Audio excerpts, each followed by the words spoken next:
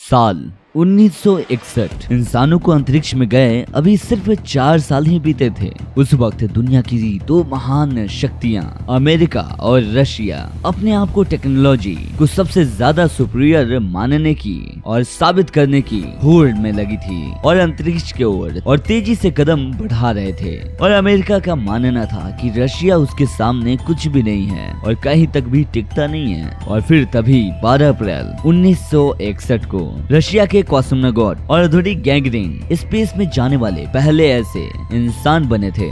और ये बात अमेरिका के लिए बहुत ही बड़ा झटका था। और फिर आया 25 मई 1961 का दिन, जब जॉन एफ कैनेडी ने प्रेस कॉन्फ्रेंस की। अमेरिका के 35वें प्रेसिडेंट जॉन एफ कैनेडी ने ऐलान कर दिया कि अमेरिका पूरी अपनी टेक्नोलॉजी के साथ और पूरी शक्ति के साथ इसी दशक में इंसान को चंद्रमा पर उतार कर रहेगा और इसका जरिया बनेगा Apollo moon mission.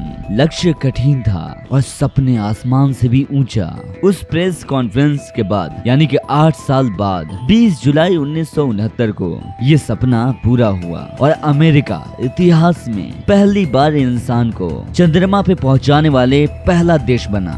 Neil Armstrong और बज़ एल्ड्रिन ने न सिर्फ चंद्रमा पर पहुंचे बल्कि वो सुरक्षित वापस धरती पर भी लौटे।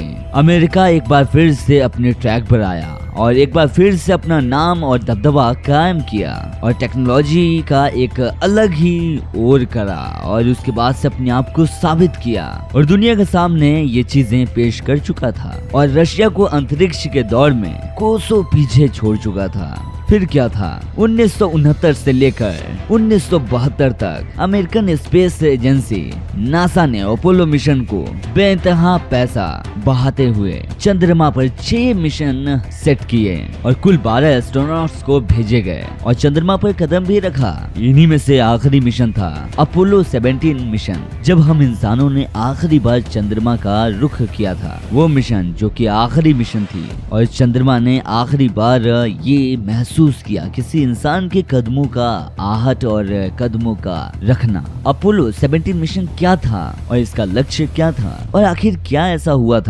जिसके बाद नासा ने अपने आने वाले सारे मिशन को कैंसिल कर दिया गया, चंद्रमा की तरफ फिर कभी भी रुख नहीं किया। चलिए इस वीडियो में हम आपको यही बताते हैं। 7 दिसंबर 1972 की बात है ये। अपोलो 17 मिशन के स्पेसक्राफ्ट SN-114 ने भारतीय समय अनुसार 10:03 पर फ्लोरिडा के कैनेडियन स्पेस सेंटर से उड़ान भरी थी। स्पेसक्राफ्ट में 3 एस्ट्रोनॉट शामिल थे। यूजेन सेर्नन जो तीसरी बार स्पेस में जा रहे थे, command module pilot Ronald Evans और हैरिसन स्मिथ, ये दोनों मॉड्यूल पायलट पहली बार स्पेस में जाने वाले थे। रोनाल्ड और हैरिसन की बात करें तो ये पहली बार स्पेस में जाने वाले थे। यूजियन और रोनाल्ड की बात करें 1971 के अपोलो 14 मिशन का बैकअप थे। वहीं हैरिसन की बात करें तो वो पहले 1974 में अपोलो 18 मिशन के भेजा जाने वाला था, लेकिन उस मिशन के कैंसिल हो जाने की वजह से अपने पिछले मिशन की तरह ही अपोलो 17 मून मिशन से भी नासा का सिर्फ एक ही मेन ऑब्जेक्टिव था और वो ये था, वो अपने टेक्निकली डेवलपमेंट को नमूना पूरी दुनिया को दिखाना चाहते थे।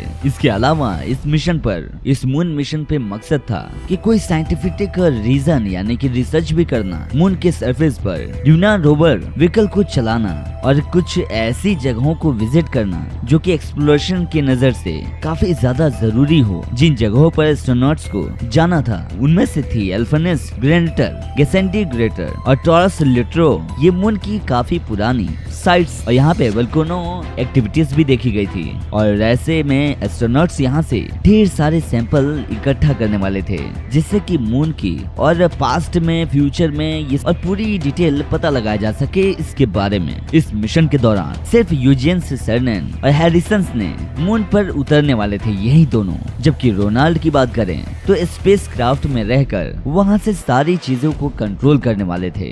12 दिसंबर 1972 भारतीय समय अनुसार रात कर 12:25 पर ल्यूना लैंडर चैलेंजर में दोनों ही एस्ट्रोनॉट्स चंद्रमा पर लैंड किए। अगले 3 दिनों में दोनों एस्ट्रोनॉट्स ने कुल 3 बार EVA यानी कि एक्स्ट्रा व्हीकुलर एक्टिविटीज की और मून के सतह पर न सिर्फ वर्क किया बल्कि बहुत सी रिसर्चेस के बारे में पता भी लगाया। इस दौरान उन्होंने 22 घंटे 3 मिनट और 57 सेकेंड और ये समय स्पेस क्राफ्ट के बाहर बिताया। और इसी दौरान मजे के लिए हैरिसन ने चांद पर हथौड़ा भी फेंका। यूजेंस ने तीसरी मून वॉक के दौरान आखिरी बार मून पर कदम रखा और इसी के साथ चांद पर रखने वाले आखिरी कदम बन गए। और यूजेन का कहना था कि मैं चंद्रमा की सतह पर हूँ और इस पर कदम रखने वाला हूँ और इस पर कदम रखने वाला आखिरी इंसान बन गया हूँ। लेकिन मेरा मानना है कि ये भविष्य में लंबे समय तक नहीं रहेगा। बस मैं इतना ही कहना चाहता हूँ कि जो हम मानते हैं वो इतिहास में दर्ज होता है। अमेरिका की आज की चुनौती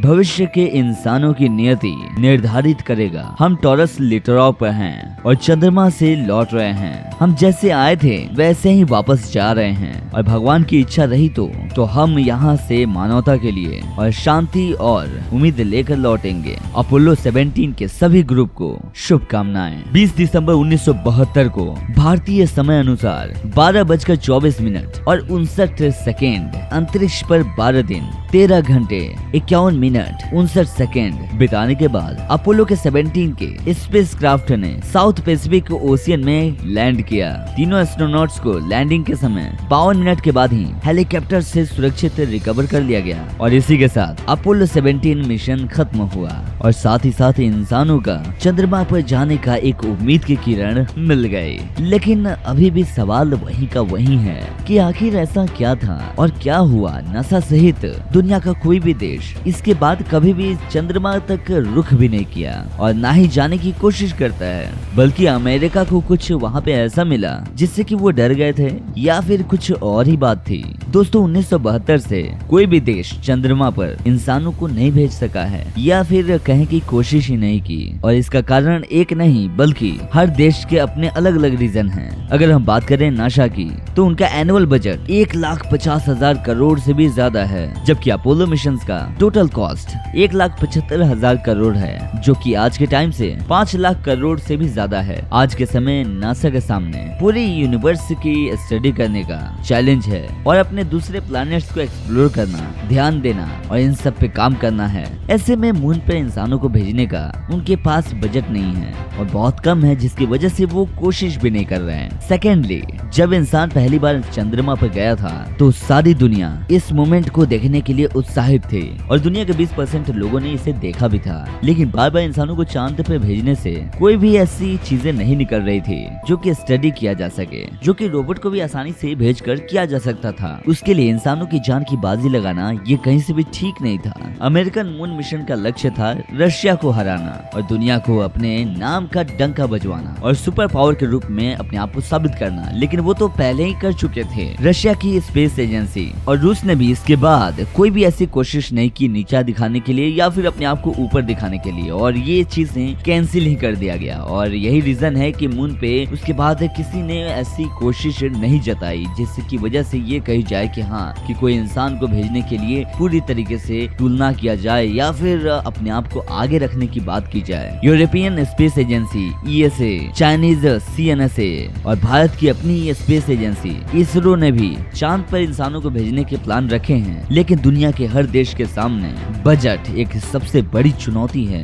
कई स्पेस साइंटिस्ट को लगता है कि चांद को और ज्यादा एक्सप्लोर करने की जरूरत है और कोई भी ज्यादा वैल्यूएट नहीं कर रहा है और इसीलिए वो लोग अदर प्लेनेट के बारे में ज्यादा सोच रहे हैं। अमेरिका की बात करूं तो कई ऐसी प्राइवेट कंपनियां हैं एक बार फिर से चंद्रमा पर जाने के लिए सोच रही हैं। अगर वो आज जैसा कि हाल है दुनिया का, अगर वो नहीं होता तो शायद कुछ सालों में, यानी कि आने वाले कुछ सालों में या फिर कई दशक में मानवता एक बार फिर से चांद पर कदम रखने की सोच सकता था और होता भी। फिलहाल दोस्तों इस वीडियो में इतना ही और उम्मीद करता हूँ कि ये वीडियो आपको बहुत ही पसंद आई होगी। अगर आप इस चैनल पर नए हैं तो चैनल को दोस्तों सब्सक्राइब करना बिल्कुल ना भूलें और दोस्तों के साथ शेयर करना भी नहीं। और हम आपसे मिलते हैं कुछ नए रोचक तथ्यों के साथ। तब तक अपना ख्याल रखिए। Bye bye, take care.